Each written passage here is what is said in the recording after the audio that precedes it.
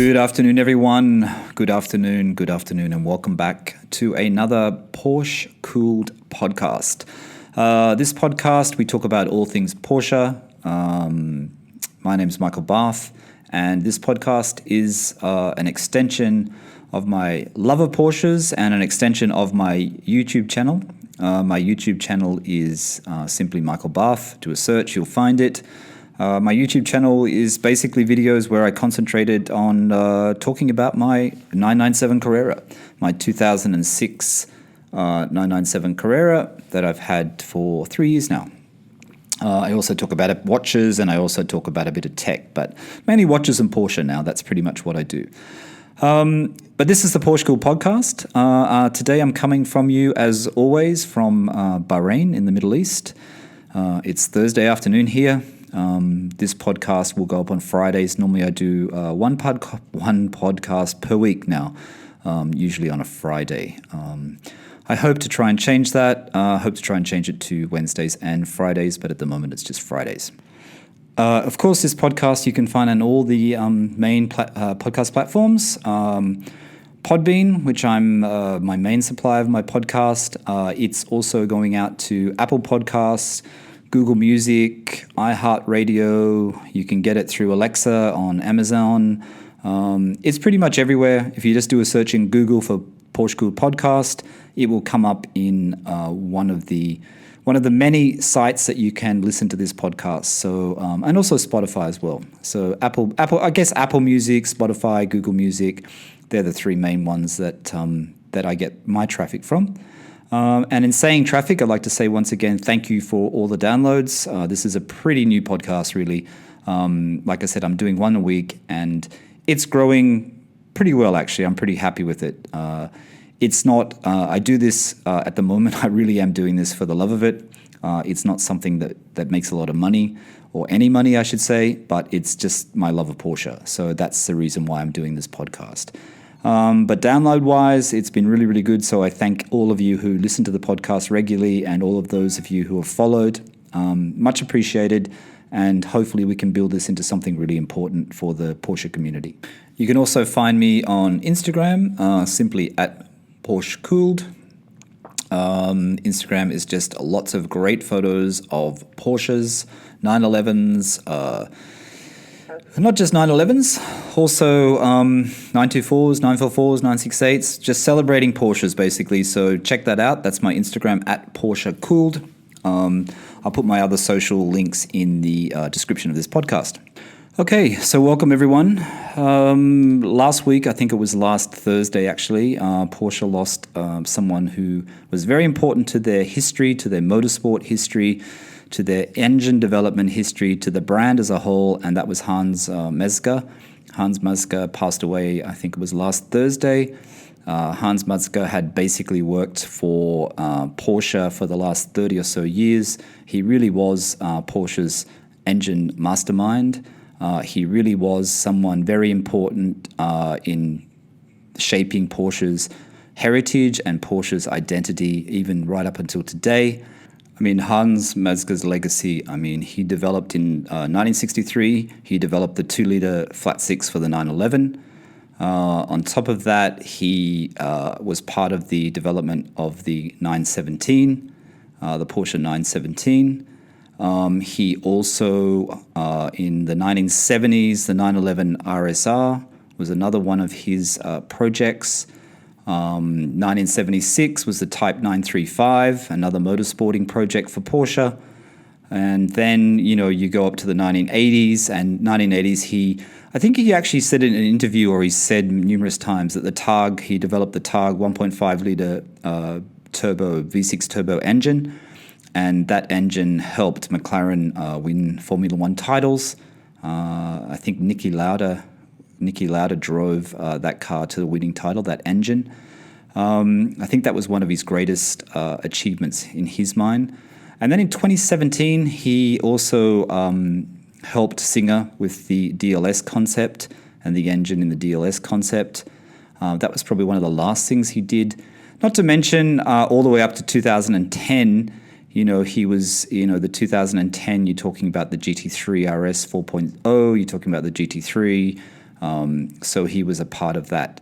Hans Mezger was very important to Porsche. He was a legendary Porsche engineer, and his contribution to Porsche is just amazing. I guess when you think of it, I mean, what I think about is I think about the 996, and the best engine in the 996 was, of course, in the GT3 and in the turbo. And the GT3 and the turbo had what engine? It had the Mezger engine. Mezger engine didn't have any of the issues that the normal 996 engine had, and also in the 997 as well, the 997 GT3 engine. Anyway, I guess we're starting the podcast today on a sadder note, but I just wanted to mention that because if you love Porsches, you have to appreciate the contribution Hans Mezger made to their cars, to their engine. As a Porsche owner, I'm quite new, I guess. I mean, I've only owned my 997 Carrera 2 since 2017. But that's the thing about Porsche, and I think I did touch on this once before in a very early podcast, is that it's not just about being a Porsche enthusiast, wanting to be part of the Porsche community. It's not just when you have a car. It's the lead up to that moment when you see the car and you bought it and you drive it away, or it gets delivered to your house and you realize that, well, now I own a 911. What now? And I guess the what now is where I find some things quite funny. I haven't owned a lot of cars. I haven't owned a lot of cars because basically for a long time I lived in, I still do actually, but in Australia I live in the inner city area. And I really didn't find the need to own a car. And the reason being was because, one, if you lived in an apartment, if you lived in a flat, parking was always difficult. If you didn't have parking and you had to park on the street, it was the cost. Earlier on, I didn't really have a lot of money to fund the car, and I'd rather put money into other things, going out, buying other things and actually purchasing a car. But it doesn't mean my interest of cars wasn't there. I was always looking at cars. I was always interested in cars. And I guess, I always remembered that memory. That memory of looking in at Porsche dealership and looking in. And at the time I remember it was the late 80s. And, the Porsche, that Porsche late 80s style was in the Carrera and the 3.0 Wizard and the Turbo. And I just remember, I have these vivid memories of looking in the car dealerships, with those Porsches in there, and the green. I always remember the green and the brown, that there was green and brown. The colors were always a little bit unusual. And you get attracted to a certain shape of car. You get attracted to the passion of the car. I'm getting a little bit distracted here. This is not what I was where I was going with this conversation. But I haven't always had a lot of cars. So people who have had cars for years and years, and I know a friend of mine has a Guy. You know what I mean? And I think that's what I talk about. It's about having a Guy. And it's so weird. Like, I've realized since I've got the Porsche, and I guess when I had my Audi previously to the Porsche, I started to get a Guy. But I didn't have as many guys, I had a service guy who was a good guy, was a better guy than going to Audi directly and getting charged the dealer rates, and then he had a guy that could fix something for me at a cheaper rate. But it's not so much in Audi. It's when you get into classic cars, isn't it? It's when you get into buying Porsches, or you get into buying Ferraris. And I guess if you get into buying old BMWs or BMWs, it's certain car brands, and it's a certain, I guess it's the community surrounding those brands, the strength of the community and the strength of the resources of those communities. And then you have a Guy. So, I always laugh a little bit because it's like, some people have a Guy for everything. And now I don't have a Guy for everything. I have a Guy, So it's like, I'm getting the leather parts done for the 997. And that guy came from my friend in Australia, Steve, who owns the GT3. And he told me about this guy. And before that, there was another leather guy, which is Exclusive Options. But he wasn't really a guy, because I guess he's sort of a guy, but he's more like a company. You know what I mean? More established, I guess. But then you find another guy. And then you find a guy who actually does the leather parts, and he does it as good as other people, but he does it for less money. So then he becomes the guy you want to go to. So then you recommend him to other Porsche friends, other Porsche communities. And then, then this following for this guy becomes, important, I guess. So it's like the exhaust guy. If I ever needed an exhaust done for a 996 or a 964 or a 997, the guy to have. And this guy doesn't have to be local to you. This guy can be anywhere in the world. Look at FD Motorsports, Fister Sports exhaust, which is on my 997. I ordered that exhaust through Darren Fister. And this is when I first got the car, pretty early on when I first got the car. One of the first and one of the best mods I've done for the 997. And, I bought the exhaust from him. I didn't send my exhaust back, so I paid a little bit more. Got delivered to my other guy, which is Auto House Hamilton, which is the service people in Sydney, Australia. And how did I find Auto House Hamilton? Well, that was through my friend, and it was also through, other people who were saying, Auto House Hamilton's great, but it's mainly through my friend Steve. So all of a sudden you get this collection of guys, you know what I mean? And then when I got the decal put on my 997, the Porsche decal, Auto House Hamilton, I had the car in there at the time I think I was getting a wheel alignment for my new lobster claw wheels that I had fitted. And I'll get back to that because I have another guy now who I would use over and over again. And then when the decal's getting put on, they didn't do it, but they had their guy. So then their guy becomes your guy. And so now you have another guy. So now I have a guy that can put, the stone guards on and the decals on. People are saying, I know there's people listening to this podcast saying, but Michael, why don't you do it yourself? Because for me, I'd rather pay for someone to do it. I really don't want to do too many things. I just like it done. I don't know. I just like it done professionally. That's just me. Minor things like changing the struts underneath your frunk or your engine bay. I mean, I can do that. I've done that. I have installed some leather console blades. When I get the leather parts from the guy in the UK, which I've ordered now, and they will be sent directly to Australia. So I'll install those parts, of course, because they're easy enough to install. And when I get the door sills for my 997, the stainless steel sills, which will go with the inner leather sill, I'll install those as well. So some things I will do. But you always need a guy to do stuff for you. And like I said, the community of Porsche, you do a search, and if you've listened to my previous podcast, I've been obsessing over 912s, and someone said to me, why don't you get a 993 or 964? Wouldn't that be more reliable? Yeah, it would be. But Porsche passion is a funny thing. And, Porsche, I call it Porsche Obsession, actually. And my wife laughs at me because I just get obsessed. And I have been obsessed with the 912. And I have been obsessed with Bring a Trailer, like I said. I find it a really great place to waste a few hours. And maybe because it's still partial lockdown here in Bahrain. But, I love it when I get a new alert saying there's a new 911 up and looking at it. There's a great 911S on there at the moment. If you haven't been to Bring a Trailer, there's a silver 911S that's come up, which is pretty fantastic. It's original condition with tweed seats. Check that out because it's really, really, really nice. I think it's going to go for a lot of cash. So the two best ones on Bring a Trailer at the moment are the 911S and the 912, which has got the outside body that hasn't been restored or fixed up. But the interior mechanical is pretty good. So they're the two picks at the moment. But I think they're going to go for... The 911S will go for quite a lot, I think. So yeah, it's this process of getting your guys. Like you get into the community. And I guess is what makes it easier when you've owned one or two or three or four or a dozen Porsches over the years. You get a collection of experts. Let's call these experts not just guys. They're experts, right? They're experts in their field. They're artisans, they're people who are skilled in their craft. And there are some in Australia. I think mechanically wise, there are people in Australia who are really good. I think there are good.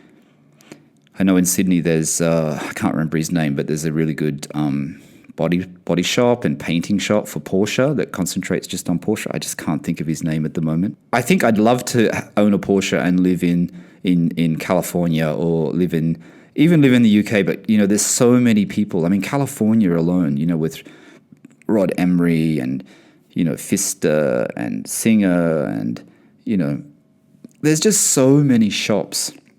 There's so many people. What I like about the UK is they're really good interior people. There's one which is the one where I bought the leather goods from, which is Design LS. And then there's the fabric guy. He's called Gary. My friends bought some fabric from him. I can't think of the name at the moment. Oh, that's right. Gary at Classic FX. But he does all interiors of 911s and classic 911s, and he gets the original fabrics, like the original Porsche fabrics, like the 911R fabric, the gingham, the Pepita, and we'll do seat inserts for your GT3 and things like that. So you've always got to have these guys. And when you have these guys, your ownership of the Porsche just becomes so much better. And I think that's what's great about Porsche. Like I said, it's this community and it becomes so much better. But I don't have that many guys. I'm starting to get a collection. So, I have obviously the good mechanic in Australia, Autohouse Hamilton. You got your exhaust guy that I'll always go to, which is Fister. You have, even where you get your car care products from, you have a guy there as well. And what the products you're going to get. So you have a guy or you have a place, you work out the best things to get. And then the wheels, like I said, my wheels were refurbed in the UK by Chris at XL Wheels. You should follow Chris. He's actually on Instagram. I think it's called XL Wheels Limited. If you're in the UK and you need your wheels refurbed, honestly, he's the best person to do it. He's really, really good. My lobster wheels, like I've said previously, he happened to have them. They were immaculate wheels. They didn't really need to be refurbished. And then I got them done in the Porsche color, the proper Porsche. I think it's OB4, which is satin platinum or whatever they call it. And my wheels, I still get comments to today. My wheels, after it must be almost 3 years, 2 years, have held up perfectly. They are really, really good. And he refurbs a lot more difficult wheels than me. So it's really good to have people like that. And yeah, he's in the UK, but today with freight and the ease of ordering and stuff, it's not really that difficult. If you're willing to pay the money and you want something done well, you can get anything done and you can send it and you can get it delivered. And that's a great part of it. So yeah, I mean, Porsche community, Porsche life, Porsche ownership. And I guess the start of it is when you actually when you do start searching for your first Porsche and you're on the communities and whatever. And there's always people giving advice like that. There's always people. And I guess those people are like the community is like the first guy. It's a group of guys, but it's you have a guy, you have people that are helping you out, that are willing to help you out and go out of their way to make sure that your journey into Porsche is as enjoyable and as rewarding as what theirs is, I guess. I mean, it's just sharing the passion. So I think that's quite funny though, how you don't even realize it's happening, and then you just have a handful of these people, which you then share to other people, and then they share to other people. So it really does work quite well. And even with my 997, I've had people ask me so many questions about the 997. And I know so many people who have silver 911s have bought the same stripe on the side of the car as mine. I know a couple of people who have done the wheels the same color as mine. So the influence you have, and this is why I think you always need to be genuine. And this is one thing on my YouTube channel that I've always tried to do, is I've just tried to be myself. And being yourself on YouTube sometimes works and sometimes doesn't work. My channel doesn't have a lot of subscribers. But I never want to be one of these channels that's just all fake and false and whatever. I like to keep it raw. I like to keep it original, and I like to just be there as someone who I was looking for, who will actually help me. So that's why when anyone contacts me on Instagram about my car or about something to do with my car or where I got this or where I got that, I tell them, I'm there to help. I mean, I found out through friends and through the community. So, we need to share that. We need to share that around. So that's what I think is great about Porsche. And I'm sure there's a similar community in other brands, like I said, BMW, Ferrari, Mercedes. I'm sure there's a similar community when you get into that classic. And then I found, digging deeper into the classic Porsche, when you start getting into the early Porsches, the 65s to 75s or 65s to 70, 912s, 911s, it even gets deeper. There's just so many people there so many people restoring their own 912s, actually, I've noticed. There's so many people that do all the work on the 912s themselves and do a lot of the work. And it's inspiring. It's really good to see. And it's good to see that, these cars that are just destroyed or just dumped or, I never understand when you see a car. Like the car on, I think the car on Bring a Trailer, the 912, it was parked in an underground car park or underground storage thing, I think for 20 years. And I always wonder what happens. When is that day, like you think about you own your 911, or really you think about you own any car, but just think about you own a 911. And then one day you park it, at the side of your house, or you leave it in your underground garage or wherever you have it stored. And then you never drive it again. And you just leave it. And then 20 years later, someone sees it there and says, oh, I want to buy it from you. Or 30 years later, is that car for sale? What makes you stop buying it? I watched a really good video on YouTube, actually, from Emo, New York City, the guy that does all the detailing. I think he's Matt Farah's friend from The Smoking Tire. And the son had and this is not a Porsche story, this is a car story. The father had a red Mercedes-Benz. I think it was a two-door Mercedes-Benz. One of the nice ones, the old ones, the 70s ones, who used to drive it every day to Brooklyn, from wherever they lived, for work. And then one day he just stopped driving it, and it was just in the garage. And it was in the garage, and it was sat in that garage for like 20 or 30 years as well. It just sat there. So the son got them to come over to their father's house and surprise him and do like a quick detail on it, I guess, just to make it look a little bit better and get rid of the smells and stuff, because to inspire him to get it restored, which I think he did in the end. And we know those Mercs, those Pagoda Mercs, the Pagoda 280 SLs or whatever they're called, 250 SLs, the Pagoda style, the convertible with the roof that comes off, the hard roof. They're worth a lot of money. But another example where your car just dumps, you know what I mean? And then another story the other day I was listening to, that someone bought a Porsche, and it was someone quite prominent in the Porsche community. I think it was on a podcast. And they looked over someone's fence. They heard there was this Porsche there. They looked over the fence, and there was this Porsche. And basically they went to the door, said, do you want to sell it? The guy said, well, it doesn't work. Then they went there and they opened the door of the Porsche, and it was full of water. And then they eventually bought it off this guy. And they literally paid for his new fence replacement, because they actually had to take down the fence. The fence had been built around this car, and was literally this car had just been dumped there for years.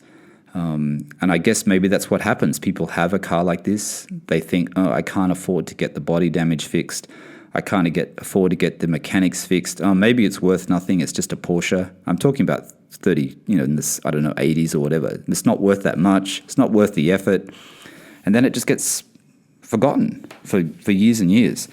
And I guess that's where all the stock's coming from for a lot of these people who are doing restoration. So at least they weren't completely demolished or, became scrap metal. At least they're still there. So at least they're in a state where someone can, work their craft on them and make them back to what they were originally, or close to what they were originally, so that other people can enjoy them for years to come. And that's pretty important. It's pretty important. You don't want to lose the history of a car. You don't want all the cars in a lineup like the Porsche just to become, modern versions, 80s versions or 90s versions or whatever. You want them to be you want to see the 60s. You want to see the 70s versions. You want to see the 356s. I think the trend, if you're on Instagram, if you're not on Instagram, you should actually go on it. I know some people still hesitant to go on Instagram, but the 356 community on Instagram, there's some great 356s out there, and people who drive them a lot, drive them across America, who drive them everywhere. So, Porsches have proven to be very reliable. That's the thing. And for their time, and as someone said, for the time that they were built, the 356 actually handled really, really well. It was still a good handling car. It was still a reasonably reliable and good handling car. And the early 911s, 911s and 912s, they were a good handling car. Obviously, the 911, they fixed it in 69 model because they made it a longer wheelbase. They made it slightly longer with another 2.5 inches. So from the short wheelbase version to the long wheelbase version, apparently the long wheelbase version was a better driving car, a better handling car. And I'm only saying this from what I've read. I don't know from experience because I've never driven in one. But I still haven't lost that obsession of getting a 912. I still feel like I need to get a 912 or I need to get some kind of old Porsche air-cooled. And maybe a 964 or 993 is better. It's funny when we talk about 993, actually. My friend Steve, I'm going to bring him into this podcast as well. I'm just going to mention that slightly now, but I'm planning to bring him in for a few, see if he enjoys it, and we'll do a few episodes just chatting about his GT3 and his Porsche journey and stuff like that. But his X993 is actually for sale again at Autohouse Hamilton in Sydney. If you're based in Sydney, check it out. It's a really, really nice one. It's had some really good mods done to it. It still is original, but it has some really nice mods done to it. I think it's a 95 model. I think it's got sub 200,000 kilometers now. And it's for sale at Autohouse Hamilton in Sydney for about 130,000 Australian dollars. It's a tempting proposition because it's a really nice looking car. And it's in the green, the nice green. Aventurine, is that how you say it? I can never say that word. Aventurine green.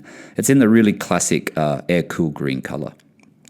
But that's a really, really nice 993. But anyway, hopefully I can get Steve on here. I think he's keen on it, so we'll get him on here and we'll have a few Porsche chats about different things, GT3s and old air-cools, etc.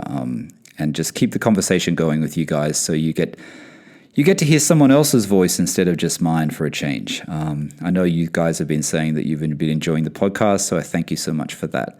But anyway, if you want to send me a message, if you want to send me something you'd like me to talk about on these podcasts, on the PorscheCooled Podcast going forward, just go to my Instagram, go to PorscheCooled Instagram, or you can go to Michael Barth Instagram as well, which is michael.barth, unfortunately.